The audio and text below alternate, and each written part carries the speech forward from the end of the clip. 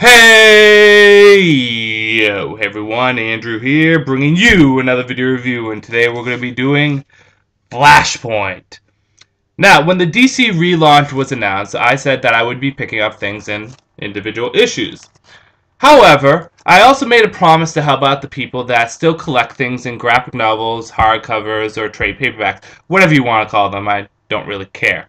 And by doing this, what I would do is I would review a story in its individual issues, as you can see here, and then after the story arc was done and I reviewed all the issues individually, I would review the story arc as a whole, in order to give closure to the story arc, as well as helping out people that do collect things in trade paperbacks, hardcovers, graphic novels, again, whatever you want to call them.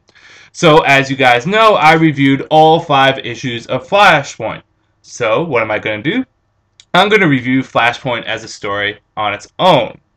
So with that said, let's jump into Flashpoint.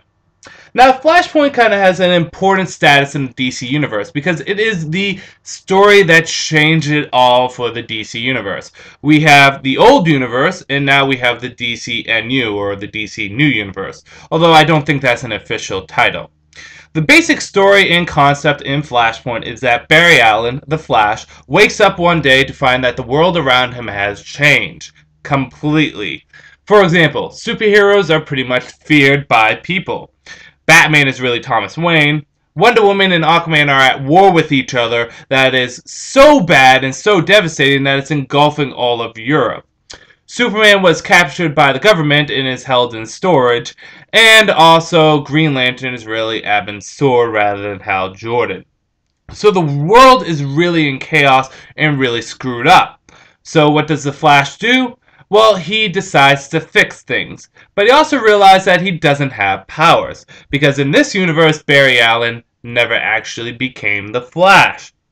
In addition to that, all his old memories are getting overridden by new memories of this universe. So slowly but surely he is forgetting what the old universe was like. He decides to enlist the help of Batman Thomas Wayne. And over a long process of gaining his trust, Thomas Wayne agrees to help out Barry Allen, learning that in the real universe, it's actually Bruce that becomes Batman. And if you're a parent and your child has died, any chance of you saving your child, you're going to take it. So, Barry Allen, Batman, along with Cyborg, decide to work together to figure out exactly what screwed up this universe and possibly save it at the same time. The question is this: will Barry Allen be able to save this universe, return it back to the way it was? Or will he utterly fail and find out that, well, the bad guy is not exactly who he thinks it is? So with that said, let's get into the good, the bad, and whether or not you should get it. Good. The art is consistently good throughout this whole entire series. I enjoyed how characters were drawn, I thought the proportions were good, and just on a whole, nice detail. So the art was very nice. The concept of the story was actually pretty good too.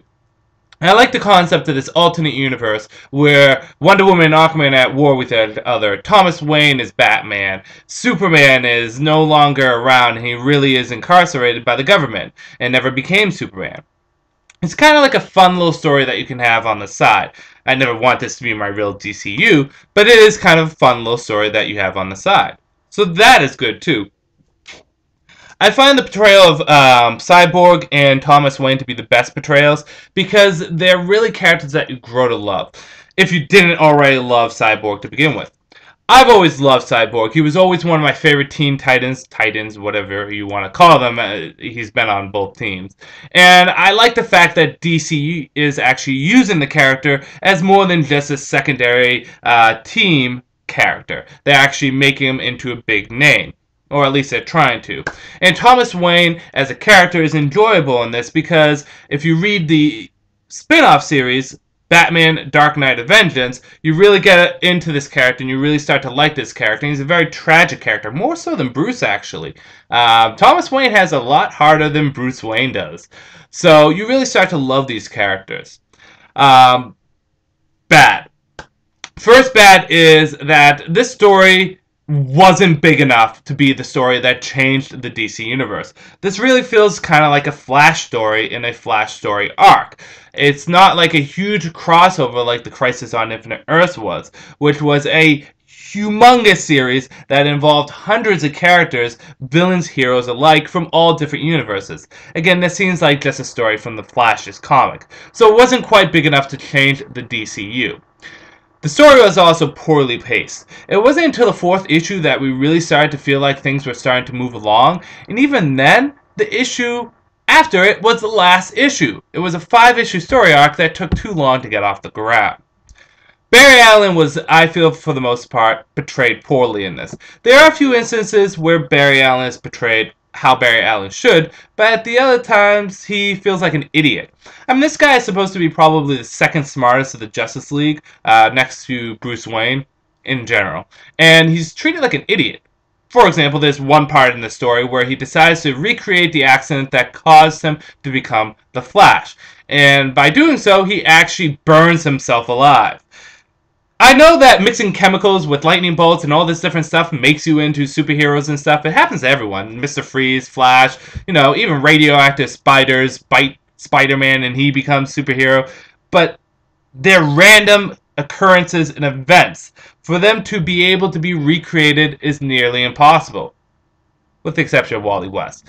But that was back in the Silver Age. So Barry was kind of portrayed as an idiot. So I really didn't like that. In addition to that, the reason why this DC universe has been torn and destroyed and turned into this alternate universe, I didn't like that reason either. On a whole, whether or not you should get it. Well, there's no denying that Flashpoint does have some moments in it, and it does have characters you grow to like. And I didn't throw this in the good, but I really should have. And I do like how they define the recreation of the DCU.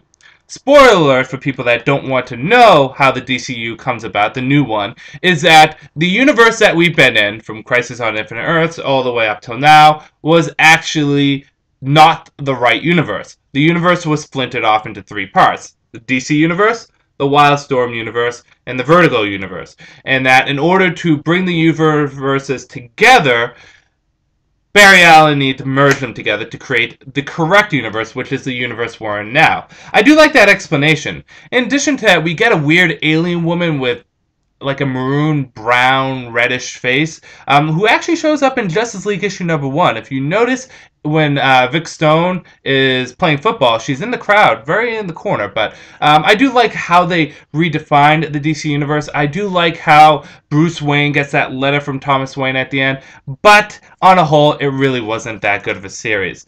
It's really not worth picking up.